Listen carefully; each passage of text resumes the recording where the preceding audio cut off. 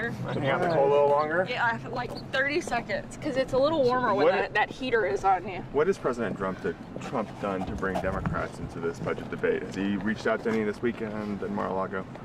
Look, we've made it pretty clear we want a clean budget deal. We've had quite a few conversations. They've talked about the budget a number of different times. The president's had several bipartisan meetings over the last couple of weeks where the budget has come up every time. We're going to continue those conversations. Yeah. Senior members of the administration have been on the Hill meeting with Republicans and Democrats, and will continue to. I know General Kelly is going over to the Hill either today or tomorrow to meet with a number of lawmakers from both Republican and Democrat side, and so hopefully we'll get there, and we're still optimistic that we can. What happened to Wellsell? How do you see these next 3 days playing out realistically? 3-4 days?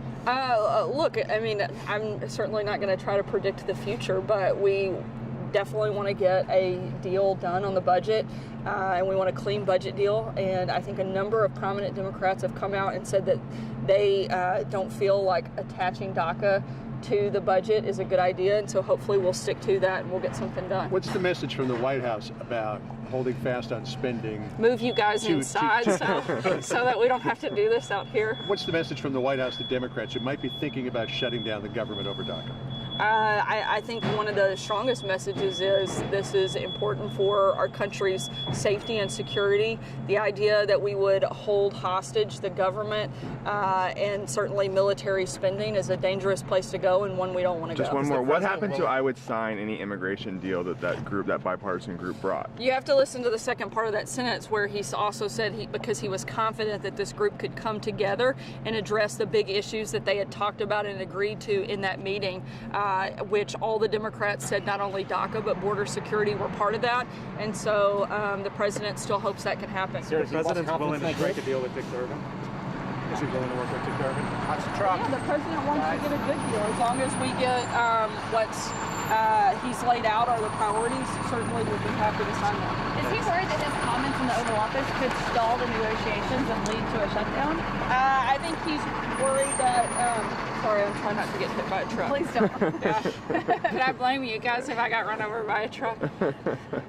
Sorry, can you ask me that again? I got a little sidetracked. Is he worried that his comments in the Oval Office, that heated language, is stalling negotiations? No, I think he's worried that Democrats' unwillingness to actually put the country ahead of their party is what's stalling things from moving forward, whether it's the budget or whether it's a deal on DACA. Democrats are definitely using the Thursday comment as leverage. Schumer said on Colbert last night, I don't think they're using it as leverage. I think they're using it as an excuse not to help this president get something accomplished, which I think is a sad day for our country, that they're willing to throw away the progress in negotiations and not make big steps that we need to happen, whether it's funding our military, supporting our government, or making a deal on DACA, which they say is a huge priority and something they want to do. The president brought them all here, had a very candid conversation, which you guys were all witness to, on getting that done and laid out things that all of these individuals have voted for. It seems absolutely hypocritical that now all of a sudden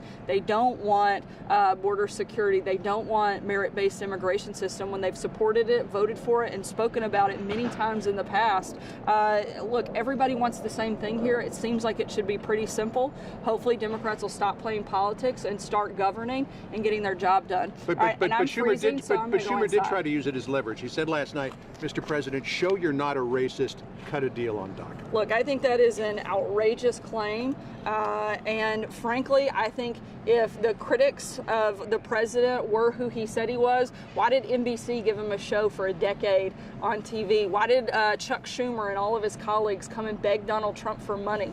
If they are who they want to try to portray him as, why did they want to be with him for years and years in various activities, whether it was events and fundraisers and other things? I think it's just an outrageous and ludicrous excuse, and they need to get on board and start actually doing what they were elected to do. Sarah, thanks, guys. Sorry, I'm freezing.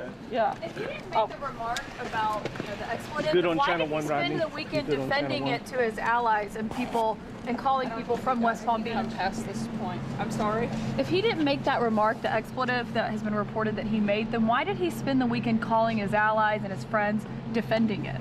Look, the president hasn't said he didn't use strong language, and this is an important issue. He's passionate about it. He's not going to apologize for trying to fix our immigration system. He's committed to doing that, and hopefully Democrats will be too. Thanks, guys.